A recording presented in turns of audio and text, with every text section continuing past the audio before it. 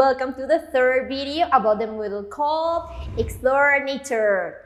Today, for the lesson number 3, we're going to learn the last words from the vocabulary.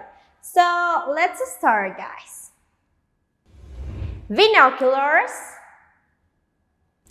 headlamp or flashlight, first aid kit, a sleeping bag,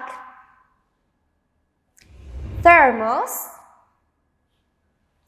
hiking stick, compass, whistle,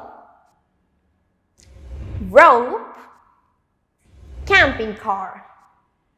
For the grammar part, we're going to learn to express what elements do we need when we go to explore nature. Let's see one example. We sleep in a tent when we go camping. Or we use our first aid kit when we hurt ourselves exploring nature. So guys, don't forget to practice at home, subscribe our YouTube channel and like this video.